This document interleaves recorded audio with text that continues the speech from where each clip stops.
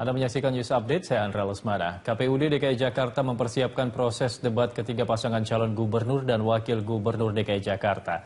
Debat akan dilaksanakan selama 3 kali, yakni bulan Desember, Januari, dan awal Februari 2017. Ketua KPUD DKI Jakarta Sumarno mengatakan konsep debat akan dibuat menarik dan tajam.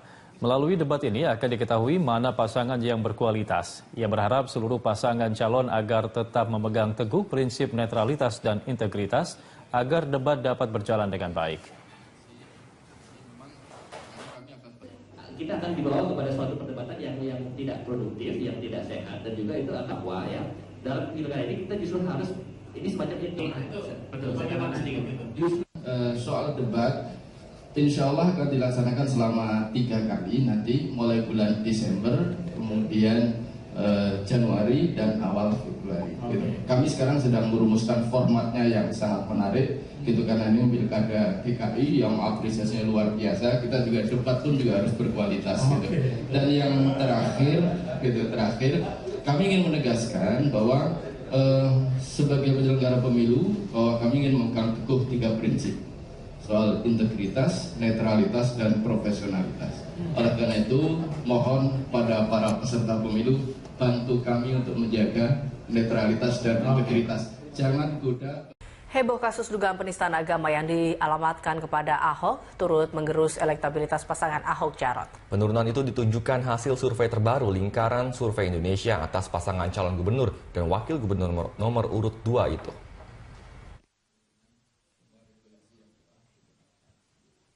Peneliti Lingkaran Survei Indonesia (LSI) Aji Alfarabi menilai ada 3 strategi yang dapat dilakukan pasangan calon Ahok-Jarot untuk memenangkan Pilgub DKI Jakarta 2017.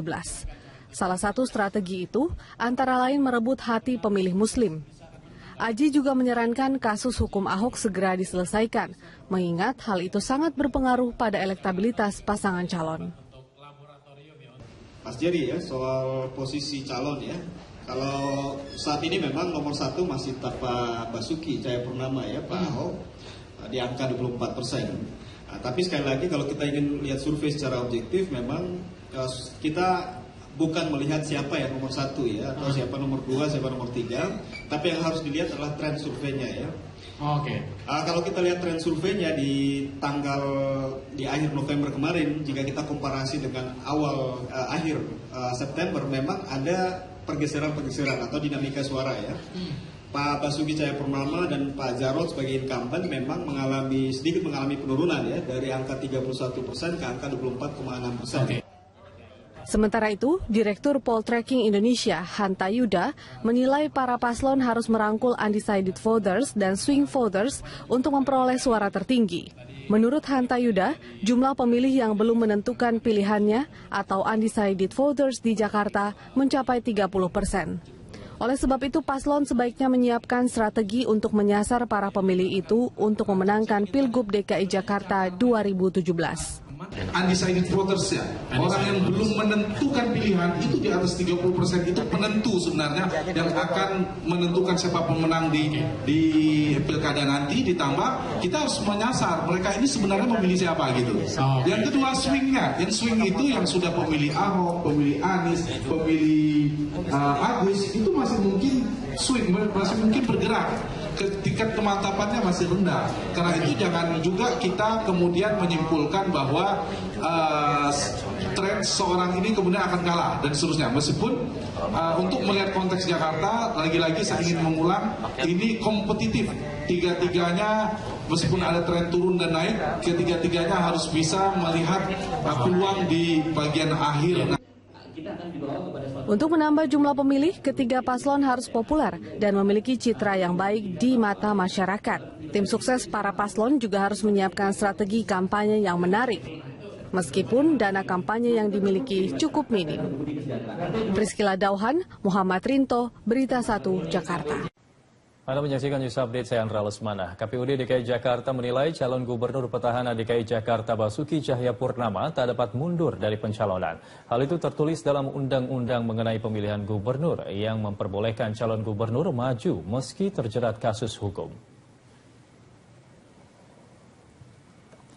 Ahok tak dapat mengundurkan diri meski sedang terjerat kasus hukum. Hal itu tertuang dalam pasal 191 Undang-Undang 8 nomor 8 tahun 2016 tentang pemilihan gubernur, bupati, dan wali kota.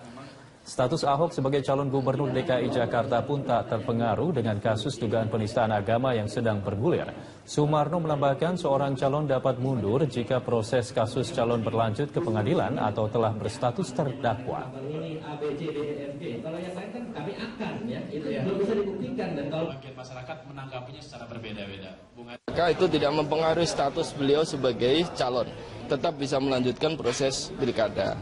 Nah, berbeda kalau kemudian statusnya meningkat menjadi terpidana.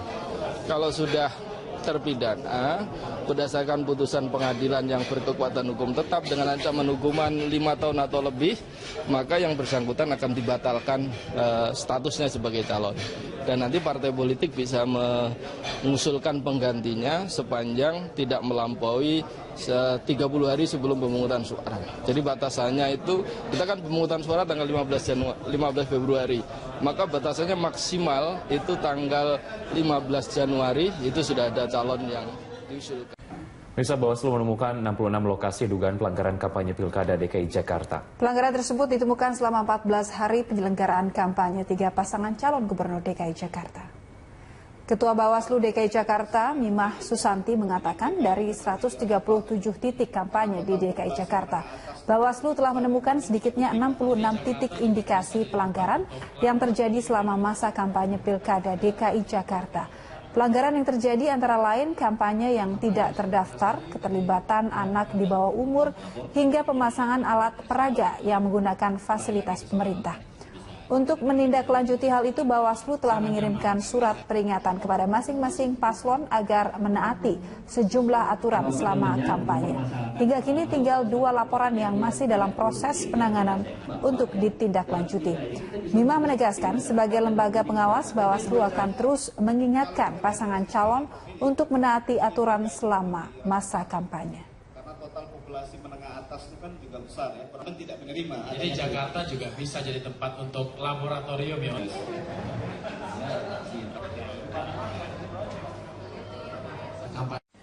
Polisi terus dalami dugaan penistaan agama dan kita langsung bergabung dengan Priscila Dauhan dan juru kamera Rio Cornelianto yang ada di kantor Barreskrim Polri.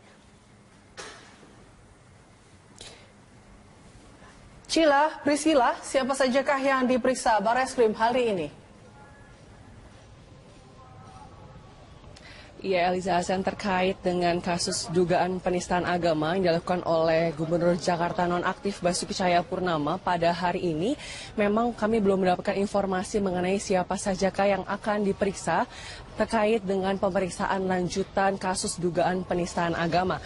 Namun baru saja keluar beberapa orang yang mengklaim dirinya sebagai FPI Sulawesi Selatan dan juga dari Gerakan Islam Bersatu, di mana mereka datang untuk kembali melaporkan atas kasus yang sama, yakni kasus dugaan penistaan agama yang dilakukan oleh Gubernur DKI Jakarta nonaktif Basuki Cahayapurnama.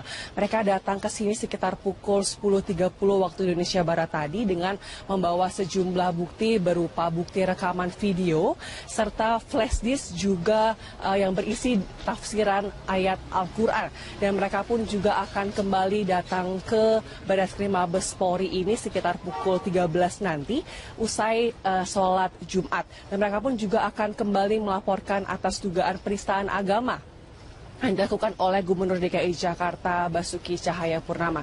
Namun terkait dengan saksi-saksi siapakah yang akan diperiksa mengenai dugaan penistaan agama ini, Eliza, kami belum mendapatkan informasi dikarenakan memang sejak pagi tadi kami menghubungi Humas Polri maupun juga Karopenmas Mabes Polri juga belum ada respon hingga saat ini. Kami pun masih menunggu siapa sajakah saksi-saksi yang akan diperiksa oleh Mabes Polri pada hari ini. Namun diketahui, Eliza, bahwa kemarin juga polisi telah memeriksa Buniani sebagai saksi karena diduga dialah yang menggugah video yang berisi dugaan penistaan agama oleh Basuki Cahayapurnama. Selain itu juga hingga kemarin juga Polri telah memeriksa sekitar kurang lebih 43 orang saksi yang terdiri dari saksi ahli agama, saksi ahli tata bahasa, dan juga saksi-saksi lainnya terkait kasus dugaan penistaan agama ini. Kami pun juga masih menunggu, Eliza, siapa sajakah saksi yang akan diperiksa atas lanjutan penyelidikan kasus dugaan penistaan agama oleh Basuki Cahayapurnama. Eliza. Ya, Priscila, lalu bagaimana dengan rencana gelar perkara?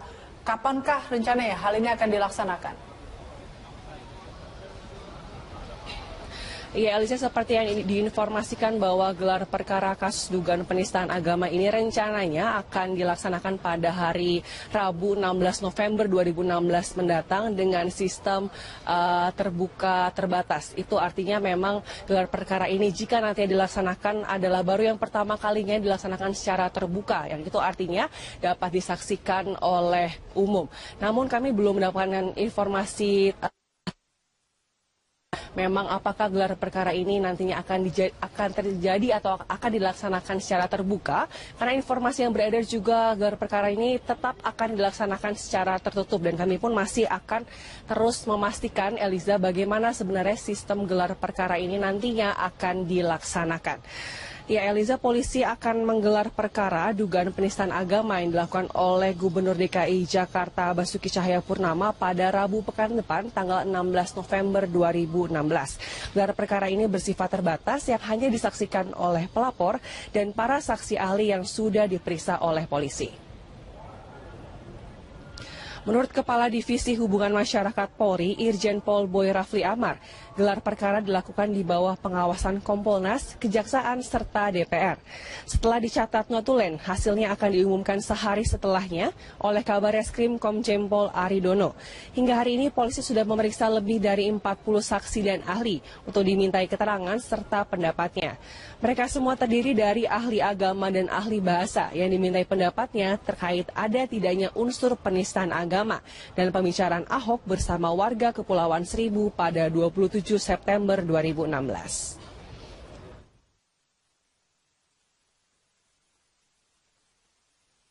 Pemirsa, sementara itu alumni Himpunan Mahasiswa Islam Lintas Generasi kemarin melaporkan Ketua Umum Partai Demokrat Susilo Bambang Yudhoyono ke Bareskrim Polri dengan tuduhan telah melakukan orasi yang bernada provokatif. Partai Demokrat pun mengancam akan lapor balik terhadap alumni HMI dengan dugaan laporan barang bukti palsu.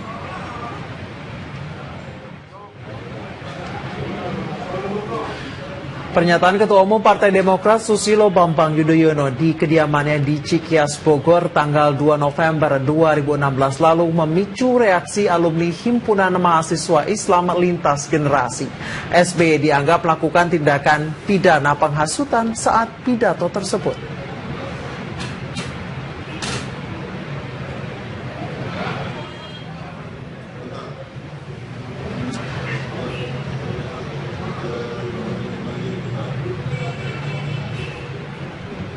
Koordinator Forum Silaturahmi Alumni HMI Lintas Generasi, Mustagfirin, menilai ucapan SBY mengandung hasutan dan kebencian, sehingga dapat memprovokasi masyarakat yang ingin melakukan aksi damai untuk berbuat anarkis.